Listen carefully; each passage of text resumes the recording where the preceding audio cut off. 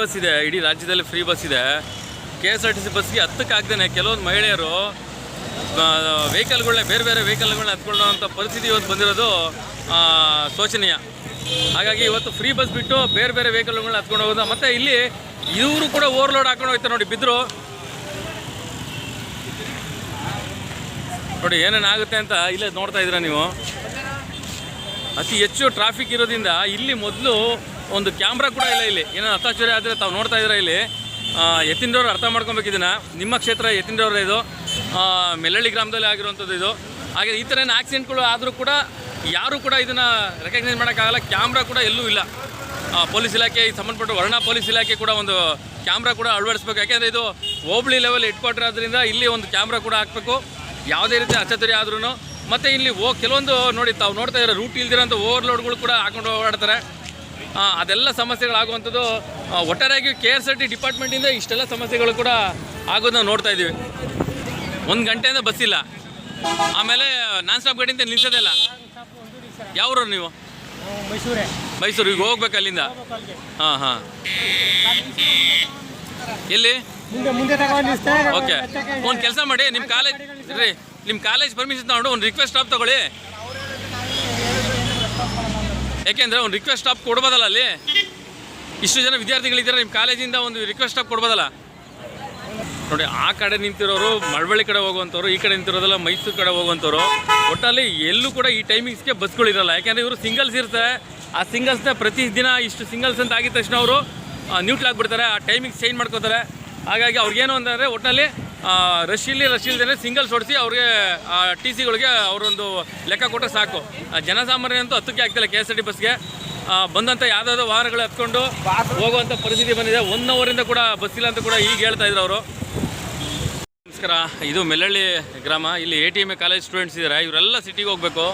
ನೋಡಿ, ಇಲ್ಲಿ non stop ಗಾಡಿ ಇದು, ಆಯಿತಾ. ಎಲ್ಲ ನೋಡಿ, ಯಾವ ಗಾಡಿ ಕೂಡ ಅಶ್ವಮೇಧ ಗಾಡಿಗಳು ಯಾವುದು ಕೂಡ ನಿಲ್ಲಿಸಲ್ಲ. ಎಷ್ಟು ಜನ ಇದ್ದಾರೆ ಅಂದರೆ ಕಡಿಮೆ ಅಂದರೆ ಇಲ್ಲಿ 1,000 ಜನ ಹುಡುಗರಿದ್ದಾರೆ. ಇವರು ನೋಡಿ ಇಲ್ಲಿ ಇದ್ದಾರಲ್ಲ, ಅಷ್ಟು ಜನ ಹುಡುಗರಿಗೂ ಬಸ್ ಪಾಸ್ ಇರುತ್ತೆ. ಮತ್ತು ಅವ್ರಿಗೆ ಯಾರಿಗೂ ಕೂಡ ನಿಲ್ಲಿಸಲ್ಲ KSRTC ಡಿಪಾರ್ಟ್ಮೆಂಟು. ಮತ್ತು ಇದೊಂದೇ ಸಮಸ್ಯೆ ಅಲ್ಲ, ಮಳವಳ್ಳಿಯಿಂದ ಮೈಸೂರವರೆಗೂ ಇದೇ ಸಮಸ್ಯೆ. ನಾನು ಕೂಡ ಸುದ್ದಿ ಮಾಡ್ತಾನೆ ಇರ್ತೀನಿ KSRTC ಬಗ್ಗೆ, ಅತಿ ಹೆಚ್ಚು ಸುದ್ದಿ ಮಾಡಿರೋಂಥದ್ದು.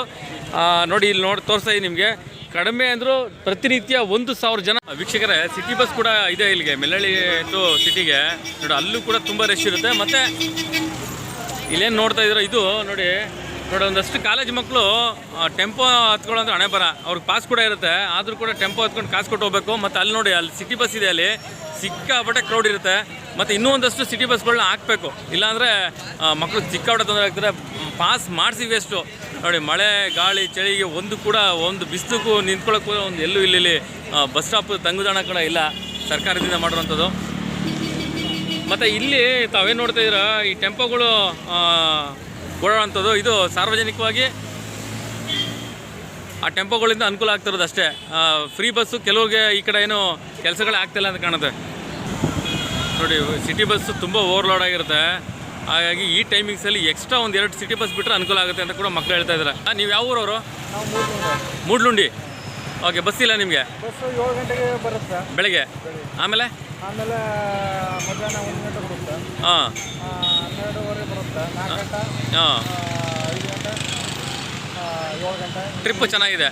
8:30 ಟೈಮಿಂಗ್ಸ್ ಇದೆ. 8:30, 9 ಗಂಟೆ ಲಾಸ್ಟ್. ಹಾಂ. ಕಾಲೇಜ್ ಮಕ್ಕಳೆಲ್ಲ ಹೆಂಗೆ ಹೋಗ್ತಾರೆ ನಿಮ್ಮೂರವರು? ಅದೆಲ್ಲ ಟೈಮಿಂಗ್ಸಿಗೆ ಹೋಗ್ಬೇಕು. ಹೋಗ್ಬೇಕು. ಓಕೆ, ನೀವು ವರ್ಣಕ್ಷೇತ್ರ ನೋಡಿ. ಅದು ಆಲ್ರೆಡಿ ಈಗ ಮೈಸೂರಿಂದ ಬಂದಿದೆ. ಅಲ್ಲೂ ಕೂಡ ಸಿಕ್ಕಾಬಿಟ್ಟೆ ರಶ್ಶು. ಕೆಲವೊಂದು ಟೈಮಲ್ಲಿ ನಿಲ್ಲಿಸ್ತಾರೆ. ನಾವು ಮೀಡಿಯಾದವ್ರು ನಿಂತಿರೋದಕ್ಕೆ ನಿಲ್ಸಿರೋದು ಗಾಡಿನ, ಇಲ್ಲ ನಾನು ನಿಲ್ಸೋದೇ ಇಲ್ಲ. ನೀವೇನೇ ಬಾಯಿ ಪಡ್ಕೊಂಡ್ರು ನಿಲ್ಲಿಸಲ್ಲ ಕೆಲವೊಂದು ಟೈಮಲ್ಲಿ. ನೋಡಿ, ಅಲ್ಲಿ ಇನ್ನೂ ಎಷ್ಟು ಜನ ಇದ್ದಾರೆ ಹಿಂದ್ಗಡೆ ಅಂತಂದರೆ, ಬಸ್ಸು 1 ಕಿಲೋಮೀಟ್ರ್ ದೂರದಲ್ಲಿ ಬರ್ತಾ ಇದೆ. ಆಗಲೇ ಹುಡುಗರು ಅಲರ್ಟ್ ಆಗಿಬಿಟ್ಟಿದ್ದಾರೆ. ಬಸ್ ಬರ್ತಾ ಇರೋದು ನೋಡಿ, ಆಗಲೇ ಅಲರ್ಟ್ ಆಗಿಬಿಟ್ಟಿದ್ದಾರೆ ಹುಡುಗರು. ನೋಡೋಣ, ನಾನು ಮರ್ಯಾಗಿ ನಿಂತ್ಕೋತೀನಿ, ಅವ್ರು ನಿಲ್ಲಿಸ್ತಾನೆ ನೋಡೋಣ. ನೋಡಿ, ಎಲ್ಲ ಅಶ್ವಮೇಧ ಗಾಡಿ, ಯಾವುದೇ ಕಾರಣಕ್ಕೂ ಅಶ್ವಮೇಧ ಮಾಡಿ ಗಾಡಿ ನಿಲ್ಲಿಸಲ್ಲ. Non stop ಗಾಡಿಗಳಲ್ಲ.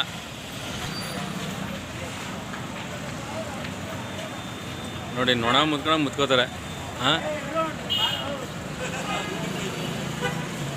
ನೋಡಿ, ಅಲ್ಲೇ ಓವರ್ಲೋಡ್ ಆಗಿದೆ, ಆಯಿತಾ.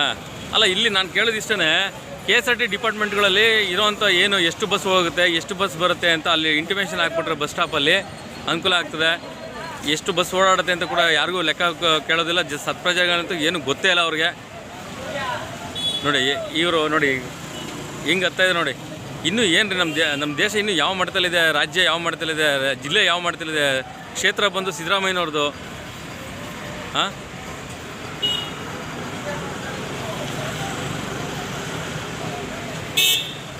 ಆಮೇಲೆ ಕಾಲೇಜು ಅಡ್ಮಿನ್ ಕೂಡ ಅರ್ಥ ಮಾಡ್ಕೊಬೇಕು. ಅವ್ರು ನಿಮ್ಮ ಕಾಲೇಜಿದು ATM ಕಾಲೇಜು ಅಡ್ಮಿನ್ ಕೂಡ ನಾನು ಹೇಳ್ತಾ ಇದ್ದೀನಿ, ನಿಮ್ಮ ಕಾಲೇಜು ಇರೋಂಥ ವಿದ್ಯಾರ್ಥಿಗಳೇನು ಹತಾಚುರಿ ಆದರೆ ಅದು ನಿಮಗೆ ಒಂದು ಕೆಟ್ಟ ಹೆಸರು.